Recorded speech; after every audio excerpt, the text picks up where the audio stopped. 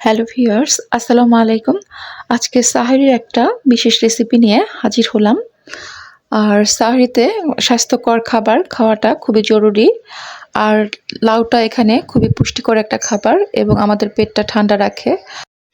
আর অন্যদিকে মাংসটাও আমাদের সারাদিন রোজা রাখার জন্য খুবই শক্তিদায়ক। তো এ দুটো মিলেই আমার আজকের সাহারি স্পেশাল। তো এখানে আমি গোটা একটা লাউ নিয়েছি আর এখানে 1.5 কেজির মতো গরুর মাংস নিয়েছি।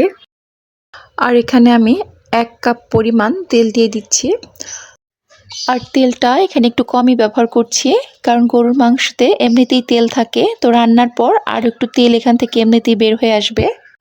আর এখানে মেজারমেন্ট কাপের 1.5 কাপ পরিমাণ পেঁয়াজ কুচি দিয়ে দিচ্ছি। আর পেঁয়াজ কুচি দেওয়ার পর এখানে 1.5টা বড় রসুন আমি কুচি করে দিয়ে দিচ্ছি।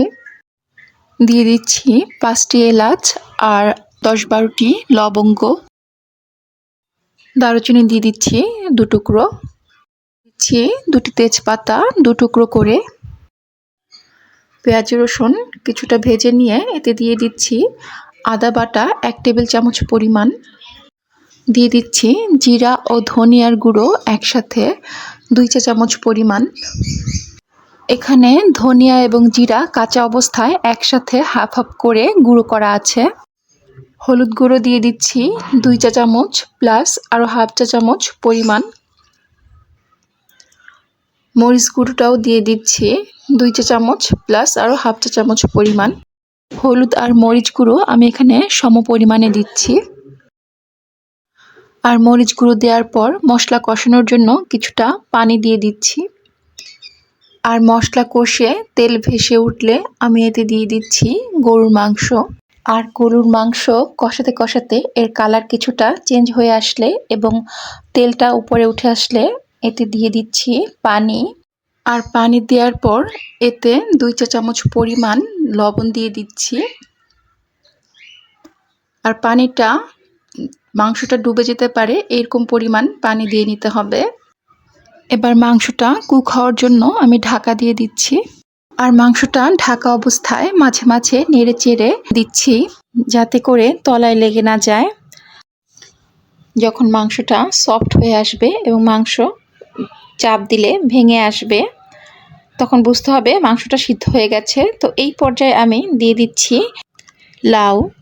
আর লাউটা একটু আমি আলুর মতো বড় বড় টুকরো করেই কেটে নিয়েছি। এবার লাউ দিয়ে মাংসের সাথে লাউ কষিয়ে নিচ্ছি। এর জন্য লাউটা মিক্সড করে নিয়ে আমি লাউটাকে একটু ঢেকে দিচ্ছি, এতে করে লাউয়ের ভিতর যে পানি আছে সেটা বের হয়ে আসবে। তো ঢাকা দেওয়ার পর ইতিমধ্যে লাউ থেকে অনেকটা পানি বের হয়ে এসেছে। তো লাউটাকে 5 মিনিটের মতো খোলা অবস্থায় আর একটু কষিয়ে নিয়ে আমি আবার ঢেকে দিচ্ছি। তো লাউটাকে আমি আবার 10 মিনিটের জন্য ঢেকে দিচ্ছি। আর এভাবে ঢাকা দেওয়ার কারণ হচ্ছে লাউ থেকে যাতে সম্পূর্ণ পানিটা বের হয়ে আসতে পারে। আর এই ঢাকা অবস্থায় অবশ্যই ফাঁকে ফাঁকে নেড়ে চেড়ে দিতে হবে, যেন এটা নিচ থেকে লেগে না যায় আবার। তো এভাবে কয়েকবার ঢাকা দিয়ে আবার ঢাকা খুলে আমি লাউটাকে কষিয়ে নিচ্ছি। আর সবজির কষানোর উপরই এর টেস্ট নির্ভর করে। আর সবজি যতটা ভালোভাবে কষানো হবে ততটাই কিন্তু এর টেস্ট বেড়ে যাবে। আর গরুর মাংসের সাথে লাউ কষাতে কষাতে কিন্তু লাউ অর্ধেকটা কুক হয়েই গেছে, আর বাকি অর্ধেকটা আমি পানি দিয়ে কুক করে নিচ্ছি। আর লাউ আর মাংসের সমান সমান করেই আমি পানি দিয়ে নিচ্ছি। পানিটা খুব বেশি দেয়া যাবে না, কারণ পুরো লাউটা কুক হতে হতে আরও কিছুটা পানি বের হয়ে আসবে। আর পানি দেওয়ার পর এটাকে নেড়ে চেড়ে বসিয়ে দিয়ে আমি এটা ঢেকে দিচ্ছি কুক হওয়ার জন্য। আর 5-10 মিনিট কুক করে নেওয়ার পর আমি এর লবণটা চেক করে দেখে নিচ্ছি। তো এই পর্যায়ে আমি আরও কিছুটা লবণ অ্যাড করে দিচ্ছি। আর লাউয়ের তরকারিতে একবারে লবণ দিতে যাবেন না, কারণ লাউতে খুব বেশি লবণ দরকার হয় না। তাই কিছুটা লবণ দেওয়ার পর দরকার হলে টেস্ট অনুযায়ী আবার শেষে কিছুটা লবণ দিয়ে নেবেন। তো লবণ দিয়ে আমি এটা আবার ঢেকে দিচ্ছি বাকিটা কুক হয়ে যাওয়ার জন্য। তো লাউটা আমার হয়ে গেছে, আমি এটা চেক করে নিচ্ছি, লাউটা একদম সিদ্ধ হয়ে গেছে।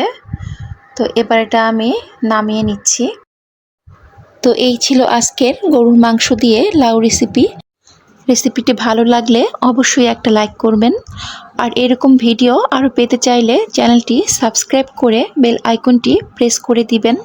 তাহলে নতুন কোনো ভিডিও আপলোড করলে তার নোটিফিকেশন আপনার কাছে পৌঁছে যাবে।